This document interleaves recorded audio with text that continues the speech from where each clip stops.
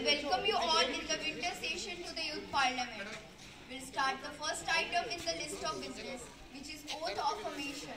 Secretary General, please proceed.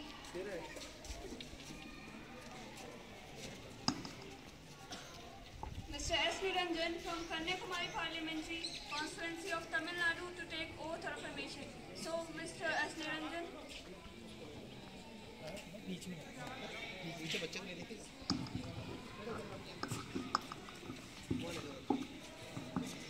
Sir, would you like to take oath or affirmation? I would like to take oath. Sir, in which language would you like to take oath? In Tamil.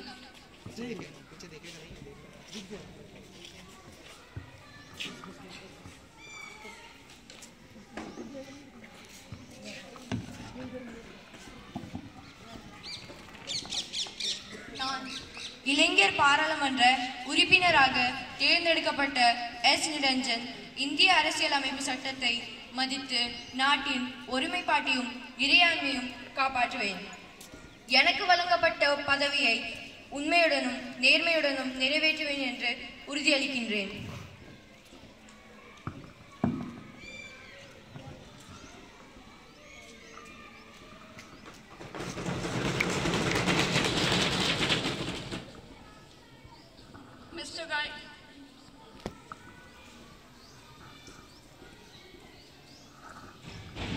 Mr. Gaikwad Sai from Pune Parliamentary Constituency of Maharashtra to take oath or affirmation. So, Mr. Gaikwad Sai. Sir, would you like to take oath or affirmation? I would like to take oath. Sir, in which language would you like to take oath? In Marathi.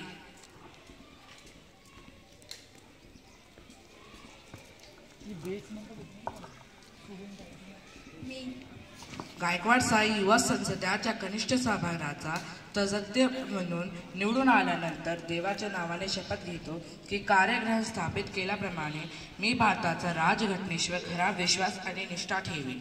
मी भारताचा सार्वभौमिक आणि अखंडता टिकवून ठेवेन आणि मी गायकवाड साई कर्तव्यात प्रवेश करणार आहे ती मी निष्ठाने पार पाडेन.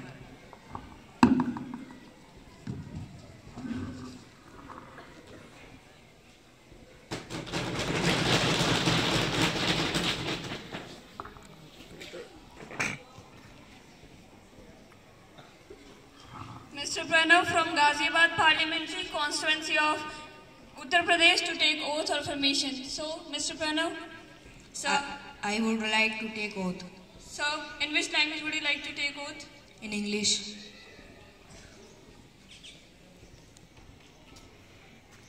I Yadav, having been elected a member of a lower house of the Youth Parliament, do swear in the name of God that I will bear true faith and allegiance to the Constitution of India, as by law established, that I will uphold the sovereignty and integrity of India, and I will faithfully discharge the duty upon which I am about to enter.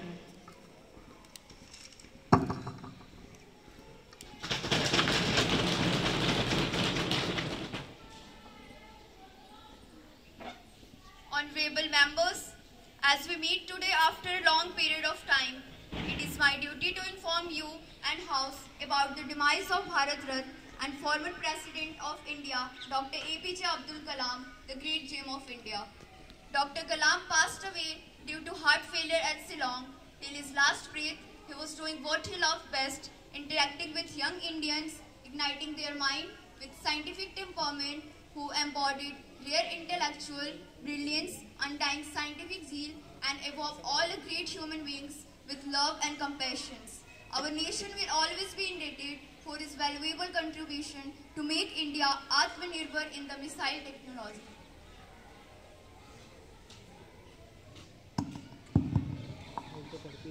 मैं Shri APJ Abdul Kalam के निधन पर अपनी गहरी संवेदनाएं प्रकट करता हूं. उन्होंने अपना पूरा जीवन देश व इनके लोगों के कल्याण के लिए समर्पित कर दिया. श्री कलाम विज्ञान एवं नवोन्मेष के प्रति उत्साह को लेकर और प्रख्यात वैज्ञानिक, शिक्षाविद, प्रशासक और लेखक के रूप में सदा याद किए जाएंगे. रक्षा अनुसंधान के क्षेत्र में भारत को आत्मनिर्भर बनाने में श्री कलाम के योगदान को भारत देश सदैव याद रखेगा. मेरे व्यक्तिगत जीवन में वे एक बेहतरीन और वरिष्ठ मार्गदर्शक थे। मैंने एक सर्वश्रेष्ठ मार्गदर्शक खो दिया है। ईश्वर उन्हें अपने श्री चरणों में स्थान दे। श्री एपीजे अब्दुल कलाम के निधन की खबर सुनते ही मैं ही नहीं पूरा देश स्तब्ध रह गया है। श्री कलाम जी के रूप में भारत ने एक महान वैज्ञानिक, एक अद्भुत राष्ट्रपति और इनसे भी ऊपर उठकर एक प्रेरणादायी शख्सियत को खोया है। एक सरल व्यक्तित्व लेकिन बहुआयामी प्रतिभा के धनी श्री कलाम जी के भारत देश को दिए गए योगदान, खासकर अंतरिक्ष विज्ञान और रक्षा अनुसंधान में देश को आत्मनिर्भर बनाने के लिए हम और हमारा देश हमेशा उन्हें याद करता रहेगा। मैं अपने और विपक्ष की ओर से दिवंगत आत्मा की शांति और उनके परिवार को इस दुख को बर्दाश्त करने के लिए ईश्वर से प्रार्थना करती हूँ। I request the House to stand in silence for a while to express our deep sorrow.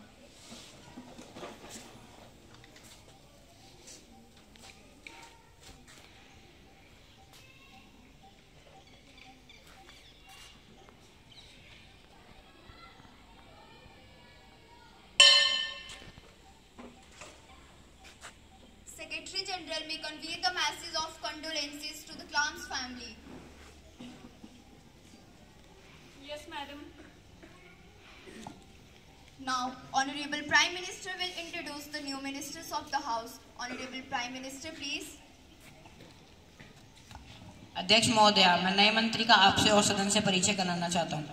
सुश्री रिद्धिमा, नागरिक उड्डयन मंत्री। धन्यवाद।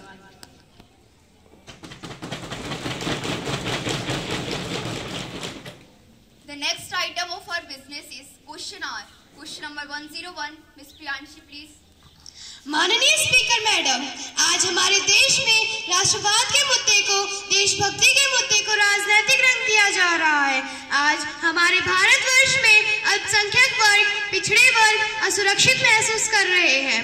देश भर में असहिष्णुता बढ़ती जा रही है। इन मुद्दों पर हमारे सत्ता पक्ष के मित्रों के क्या विचार हैं?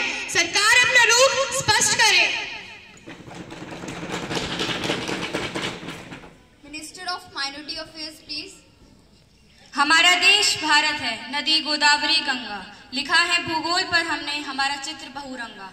माननीय अध्यक्ष महोदया, हमारे देश में 1600 बोलियां बोलने वाले लोग, 12 धर्मों के अनुयायी, विभिन्न संप्रदायों को मानने वाले लोग निवास करते हैं। ऐसी विविधताओं से भरा हुआ एक देश है हमारा भारत। हमारा संविधान, हमारी आइन और हमारी हजारों वर्षों की सांस्कृतिक विरासत है, उनकी अभिव्यक्ति। हमारी सरकार संविधान के दायरे में रहकर देश को चलाने का प्रयत्न कर रही है।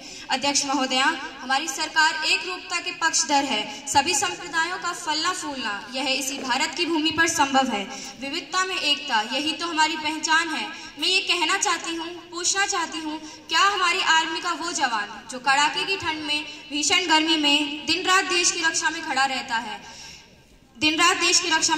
है, क्या वे किसी धन के लिए खड़े हैं या किसी संप्रदाय के लिए? नहीं, वे हमारे 130 करोड़ देशवासियों की रक्षा के लिए खड़े हैं। इसी तरह हमारी सांसदों का और सरकार का क्या धर्म होना चाहिए? पहले भारत। धन्यवाद। Question number 102, Mr. Sachin. धन्यवाद माननीय अध्यक्ष महोदया। मैं एक चुटकुले के साथ अपनी बात की शुरुआत करना चाहूंगा। एक तंबू में पिता और पुत्र सो रहे थे। पिता ने पुत्र को जगाकर पूछा, बताओ तुम्हें क्या दिख रहा है? पुत्र ने कहा, मैं लाखों तारे देख पा रहा हूँ जो मिलकर आकाश गंगा और ग्रह बना रहे हैं। पिता ने पुत्र को जोरदार थप्पड़ मारा और कहा, मूर्ख, किसी ने हमारा तंबू चुरा लिया है। इससे हम यह अनुमान लगा ही सकते हैं कि ज्ञान सिर्फ किताबों से नहीं आता, बल्कि बच्चों का मानसिक विकास होना भी बहुत महत्वपूर्ण है। आपकी सरकार नई शिक्षा नीति 2020 ले तो आई, पर क्या इससे बच्चों का मानसिक तनाव कम हुआ? वहीं दूसरी ओर इन्होंने कोचिंग रेगुलेशन इंप्लीमेंट करवा तो दिए, मगर सिर्फ 16 वर्ष से ज्यादा उम्र वाले बच्चों के लिए। क्या 16 वर्ष या 16 वर्ष से कम उम्र के बच्चे प्राइवेट कोचिंग या ट्यूशन नहीं जाते, या उनका मानसिक स्वास्थ्य मायने ही नहीं रखता? हम तो यह पूछना चाहते हैं कि क्यों आपकी सरकार अच्छी सरकारी शिक्षा नहीं दे पा रही है। एनसीआरबी की एक्सटेंडर सुसाइडिंग इंडिया रिपोर्ट के अनुसार 2023 में केवल कोटा शहर में ही 26 आत्महत्याएं हुई हैं और इस वर्ष भी 7 आत्महत्याएं हो चुकी हैं। और इनकी सरकार ने क्या किया? पंखों में स्प्रिंग लगवा दिए। मान्यवर, बड़ा सवाल तो यह है कि पंखों में स्प्रिंग लगवाने की जरूरत है या शिक्षा नीतियों में बदलाव करने की जरूरत है? यह तो सिर्फ कोटा का हाल है मान्यवर। क्या यूं ही इनकी सरकार मौन रहकर बच्चों को मरते हुए देखती रहेगी और इस साल भी कोई नया रिकॉर्ड बनेगा? मैं तो यह पूछना चाहता हूँ कि क्यों इन्होंने देश के बच्चों के लिए क्या किया है उन परिवारों के लिए, और क्या किया है उन युवाओं के लिए जिन्होंने अपने कुल दीपक को बुझते हुए देखा है। धन्यवाद। Education minister please. धन्यवाद माननीय सभापति महोदया। श्रीमान, एक दोहा है, ध्यान से सुनिएगा। कबीरा खड़ा पहाड़ पर, मांगत सबकी खैर, ना काऊ से दोस्ती ना काऊ से बैर। श्रीमान, इस दोहे में जितनी महत्ता कबीर के पहाड़ पर खड़े होने की है, उतनी ही महत्ता इनके सवाल की भी है। अब या तो इन्होंने मानसिक स्वास्थ्य के लिए किए गए हमारे प्रयासों को ढंग से समझा नहीं है, और या तो इनकी नज़र कमजोर हो गई है कि इन्हें लिखित में भी हमारी नीति स्पष्ट दिखाई नहीं देती। मान्यवर, इन्होंने नई शिक्षा नीति पर प्रश्न चिन्ह लगाया है। अगर यह जानने की कोशिश करें तो पश्चिमी देशों में तो काफी समय से यह शिक्षा प्रणाली चली आ रही है, और हाल ही में 19 फरवरी 2024 को अच्छी सरकारी शिक्षा के लिए 3 IITs, 3 IIMs, 3 20 KVs व 13 नवोदय विद्यालयों का उद्घाटन करवाया है। दूसरी बात, जिस मानसिक स्वास्थ्य के बारे में आप बात कर रहे हैं, उसी के लिए 2017 का मानसिक स्वास्थ्य देखभाल अधिनियम मानसिक स्वास्थ्य से जूझ रहे सभी लोगों के तनाव को कम करने में मदद करता है। हमने स्कूल में पॉलिसी 2020 में यह उल्लिखित करा दिया था कि बच्चों को शारीरिक व मानसिक दोनों ही तनावों से दूर रहना है। रही बात इसकी कि कोई ध्यान नहीं देगा कि बच्चे के बैग का भार कितना है, यह तो वही बात हो गई, बिल्ली दूध पीते वक्त अपनी आंखें बंद कर लेती है तो उसे लगता है कि किसी ने उसे देखा नहीं, परंतु हम सब देखते भी हैं और कार्य भी करते हैं। अरे महोदय, आपको यह सोचना चाहिए था कि हम इतने ही बुरे हैं तो जनता हमें 3 बार क्यों चुनती। धन्यवाद। Question number 103, miss Darshana please. धन्यवाद महोदया। क्या गृह मंत्री बताने का कष्ट करेंगे कि प्रश्न का सरकार को स्वतंत्रता संग्राम तथा शहीदों के विधवाओं को पेंशन नहीं मिलने की शिकायतें मिली है? यदि हाँ तो विवरण दे। प्रश्न ख, क्या सरकार ने 75 वर्ष या उससे अधिक आयु की वृद्ध विधवाओं जो अपने पति की मृत्यु के बाद पेंशन के लिए आवेदन करती हैं के लिए आवेदन प्रक्रिया को सरल किया है? यदि हाँ तो ब्यौरा दे। प्रश्न ग, क्या सरकार ने डिजिटलीकरण के कारण वृद्ध पेंशन भोगियों को हो रही समस्याओं को कोई संज्ञान लिया है? यदि हाँ तो इस संबंध में सरकार ने क्या कदम उठाए हैं? ब्यौरा दे। Home minister please. महोदया, स्वतंत्रता सैनिक सम्मान योजना के तहत पेंशन की मंजूरी होने के बाद इसका भुगतान बैंकों के द्वारा किया जाता है। जहां तक बात है पेंशन ना मिलने की, गृह मंत्रालय को ऐसी बहुत कम शिकायतें मिलती है, और यदि मिलती भी है तो उन्हें बेहतर समाधान के लिए संबंधित बैंक के साथ तुरंत उठाया जाता है। इसी योजना के तहत आश्रित पेंशन की प्रक्रिया को आसान बनाने के लिए 2014 में कुछ नए नियम बनाए गए थे। इन नियमों के तहत पेंशन धारक की मौत के बाद बैंक खुद ही पेंशन विधवा महिला को दे देगा। यदि 6 महीने के भीतर पेंशन नहीं मिलती है तो पेंशन देने का आवेदन गृह मंत्रालय को भेजा जाता है। डिजिटलीकरण का अर्थ है कार्य मंत्रालय के रिकॉर्ड को बैंकों और ऑफिसों के साथ साथ एक डिजिटल प्लेटफॉर्म पर जोड़ना। इसमें पेंशन धारक की कोई भूमिका नहीं होती, इसलिए इस प्रक्रिया से बहुत ही वृद्ध पेंशन भोगियों को कोई खास समस्या का सामना नहीं करना पड़ता। धन्यवाद महोदय। Question number 104, miss Anushka. धन्यवाद सभापति महोदया। मैं सामाजिक न्याय एवं महिला सशक्तिकरण मंत्री से यह पूछना चाहती हूँ कि हमारे देश में गैर संवैधानिक पंचायत का कुछ राज्यों में बहुत अधिक हस्तक्षेप है, जिसके कारण ऑनर किलिंग जैसी कई समस्याएं उठ रही हैं। मैं जानना चाहती हूँ कि ऐसी पंचायत पर रोक के लिए हमारी सरकार कौन से ठोस कदम उठा रही है। ख, महोदया, कहने के लिए तो हमारे समाज में स्त्रियों को पुरुषों के समान अधिकार प्राप्त है, परंतु वास्तव में देखा जाए तो ये केवल कहने के लिए ही है।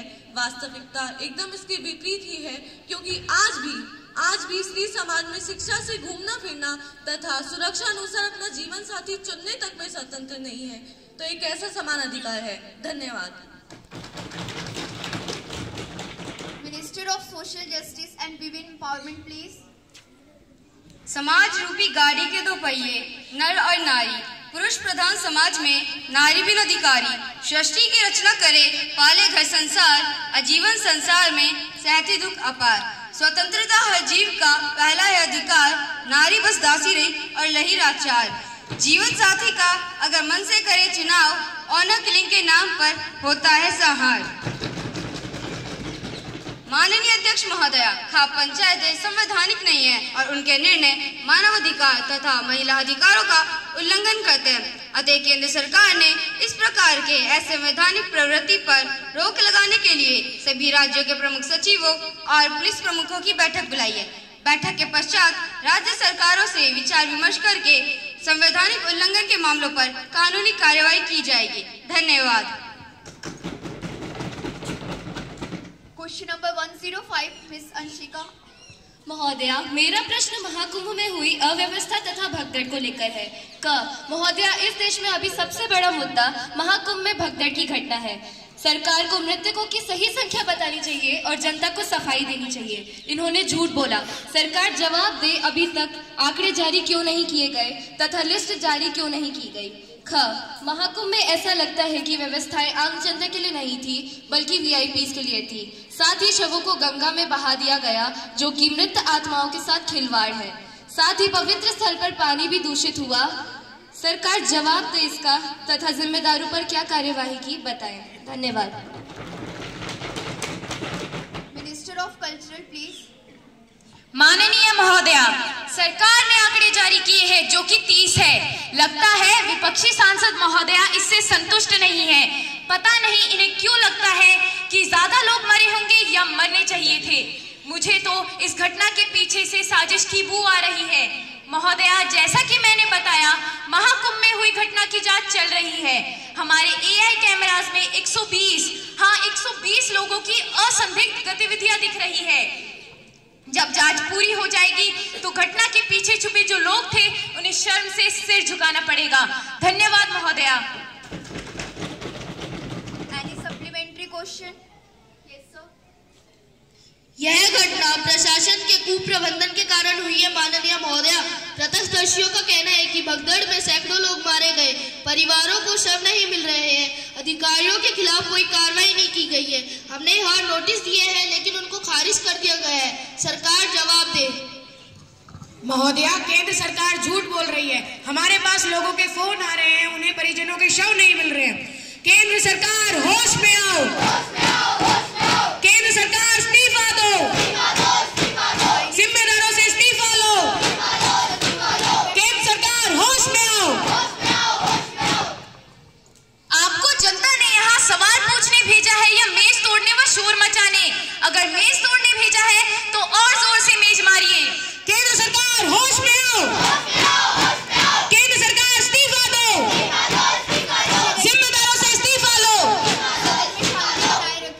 No more question please. 0 hour. माननीय सभापति जी, मेरे लोकसभा क्षेत्र भरतपुर में मात्र एक केंद्रीय विद्यालय है। केंद्र सरकार द्वारा यहाँ एक और केंद्रीय विद्यालय बनवाने का प्रस्ताव लंबे समय से विचाराधीन है।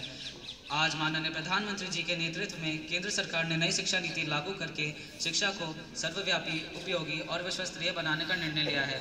मेरे क्षेत्र के बच्चों में प्रतिभा की कोई कमी नहीं है, बल्कि उन्हें अच्छी शिक्षा और अवसर की आवश्यकता है। मेरे क्षेत्र की जनसंख्या के अनुपात में अच्छे शिक्षण संस्थाओं की कमी है। अतः मैं माननीय शिक्षा मंत्री जी से निवेदन करता हूं कि वह मेरे लोकसभा क्षेत्र भरतपुर में एक और केंद्रीय विद्यालय बनवाने का कार्यक्रम शीघ्र शुरू करें ताकि वहां के बच्चों का सर्वांगीण विकास हो सके। धन्यवाद। Honorable Speaker Madam, a serious breach of privilege has been committed by a leading newspaper of Delhi while commenting on recommendation of Public Accounts Committee. The paper has attributed dishonest motive, and Madam, I am requesting you to raise a question about that matter now. Is it? Really, it is a great matter, but you can't spring surprise on me like this. Have you given notice of it earlier? I have already given a notice of it at 10 a.m. today. The matter will be examined and then I shall let you know my decision. Thank you, Madam. Paper to be laid down on the table of House, Miss Suchi, Minister of Road and Transport. Madam, I beg to lay on the table a copy of each of the following notification under subsection 1 and section 14 of Road Transport and Highway. First, SO 3726, e-published in Gazette of India of Road Transport dated under 19th January 2024, entrusting the stretches of National Highway 30 in the state of the UP mentioned National Highway Authority of India. Second, SO 3727 e-published in Gazette of India dated under 21st January 2024, declaring the highway mentioned therein as new national highway. Thank you, Madam. Secretary to report message from the upper chamber of the Youth Parliament. Madam, I have to report the following message received from the Secretary General from upper chamber of the Youth Parliament. In accordance with the provisions of the rules of procedure and conduct of business, I am directed to enclose a copy of Illegal Migrants Bill 2024, which has been passed by the upper chamber of the Youth Parliament as a sitting held on 10 January 2024. Secretary to lay on the table a copy of bills as passed by the upper chamber of Youth Parliament. Madam, I lay on the table of the House the Illegal Migrants Bill 2024 as passed by the upper chamber of the Youth Parliament. Thank you, Madam. Now, in the list of business, next item is calling attention motion. Mr. Jatin, please. Thank you, Speaker Madam. Honorable Speaker Madam, I want to draw the attention of Honorable Minister of Environmental, Forest and Climate Change towards the increasing threat of environment change and pollution in our country. Thank you, Madam. Minister of Environment, Forest and Climate Change, answer please. Honorable Speaker Madam, I understand the concerns of respected member on this very grave issue. Yes, I am with them on this issue. I appreciate them for their concerns, but at the same time, I would like to tell them that we are equally concerned over this issue and working wholeheartedly over it, because even after becoming Forest, Environment and Climate Change Minister, I too need clean water, green environment and pure oxygen. Honorable members, I have to make an announcement on my behalf and on behalf of the honorable members of the House. I have a great pleasure in extending our warm welcome to His Excellency Mr. Kapil, President of UK Parliament Delegation, who is on a visit to India as our honoured guest. The honourable members of the delegation are Mr. Kapil, Ms. Tanvi of House of Lords, Ms. Jansi, Shadow Leader of House of Lords. I wish to extend a very warm welcome to them all and wish them a very happy and memorable stay in our country.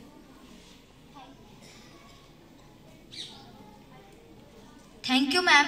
Thank you all. It's a great opportunity and honor to be a part of this house. Hopefully, it will be a great experience.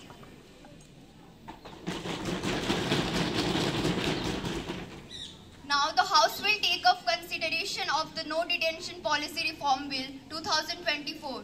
Education Minister of State, please. Madam Speaker, I beg to move that No Detention Policy Reform Bill 2022 be taken into consideration. Madam, the bill is to provide for more effective prevention of right to education and its glorification and for matters connected therewith. Some features of the bill are learning outcomes are subject-wise and class-wise shall be fixed to ensure minimum level of learning. Child can be detained in 5th or 8th standard if learning outcomes are not achieved. One chance of improvement shall be given just after the main exam within a month. Baseline tests shall be conducted periodically to ascertain achievement in targeted learning outcomes. Counselors shall be posted to every school. Special educators shall be posted to help students who have difficulty in learning. Thank you, Madam. Motion moved that the No Detention Policy Reform Bill for strengthening school education system be taken into consideration. Mr. Adesh, please. महोदया, तुलसीदास की बड़ी चर्चित चौपाई है भय बिन होय न प्रीत, यानी भय बिन प्रीत नहीं हो सकती। माननीय, 8वीं तक के बच्चे हमारे देश के भविष्य के युवा वे हमारे देश की ताकत है और विपक्ष किया जाते हैं कि हम उन्हें पका पकाए खाने की आदत डाल दें। अरे अगर आज इन छोटे छोटे इम्तिहानों को हम अपने बलबूते पर पास नहीं करेंगे तो देश की बड़ी बड़ी समस्या, अपने जीवन की बड़ी बड़ी समस्याओं का निवारण कैसे करेंगे? यदि एनडीपी एक्ट इतना ही अच्छा है तो कक्षा 10वीं और 12वीं के बच्चों ने क्या बिगाड़ा है? उनसे हमारी कौन सी जाति दुश्मनी है? बेचारे वो क्यों पास होने के लिए मारे मारे फिरे? मैं तो कहता हूँ कि एनडीपी एक्ट उच्च शिक्षा में भी लागू कर देना चाहिए। धन्यवाद। Miss Riddhima, please. Honorable Speaker, I rise to support this bill. Madam, right to education is the one of best act of our government has introduced. It provides an opportunity to children who cannot afford to study elementary education has become necessary under this act. Its advantages are: number 1, it provides them elementary education so no one can make a fool of them. Number 2, it makes every child literate. Number 3, it provides us power at international level as literacy rate is the measure of country's human resource. Madam, I don't think there is any disadvantage in this act, except after elementary school, the learning outcome of student is not satisfactory as they are not having quality education. Thank you, Madam. Leader of Opposition, Ms. Anshika, please. माननीय महोदय, हमारी मंत्री जी school तो गई होंगी।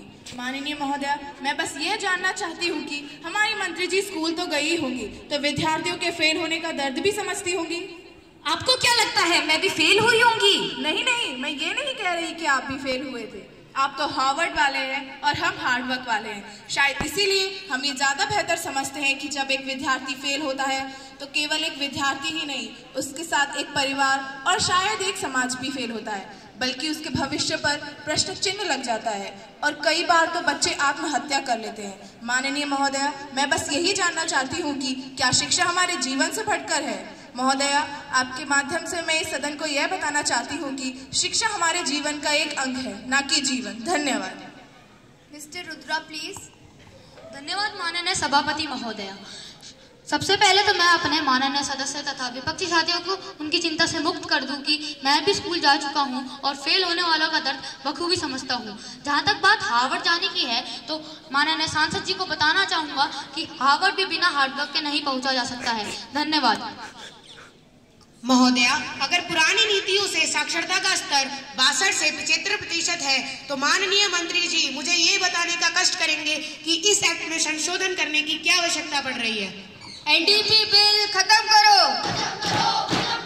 NDP bill वापस लो। तानाशाही खत्म करो।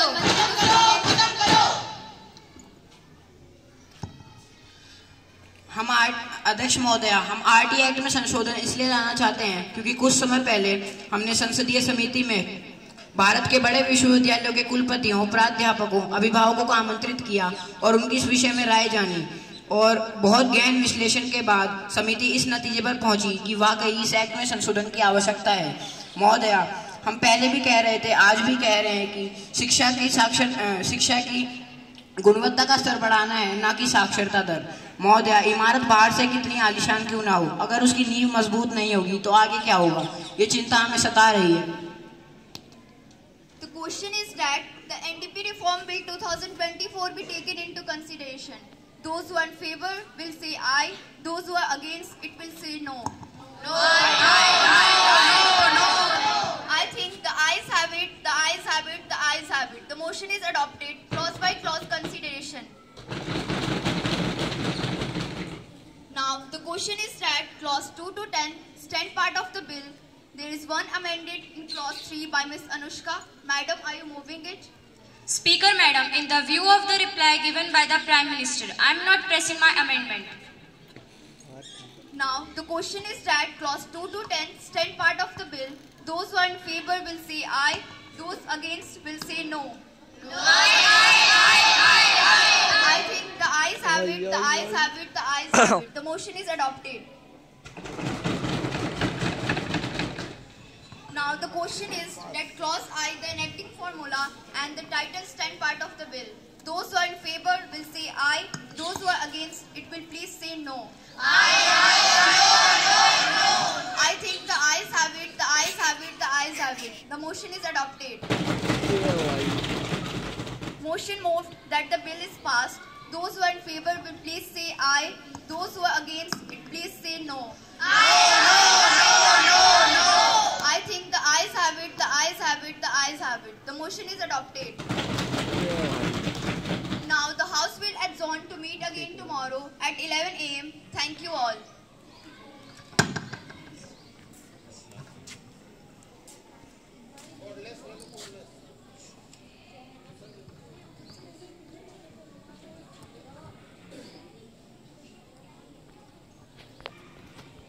The world is a stage. Events never rest. From east to west, we bring you the best. let's take a journey across the land to bring news from distant sands. A very blessed morning to all viewers. Hope you and all the viewers have a fantastic day ahead. How's your morning going so far?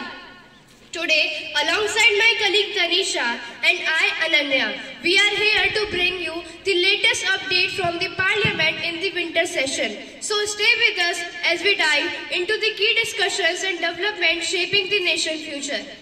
The first piece of news is regarding oath or affirmation.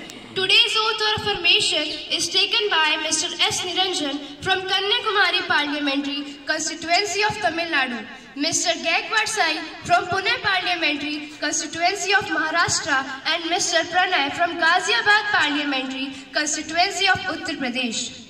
The second piece of news is regarding an obituary reference. The House honored the memory of our former President, Missile Man, Mr. APJ Abdul Kalam. The third piece of news is regarding our new minister. Honorable Prime Minister introduced our new minister.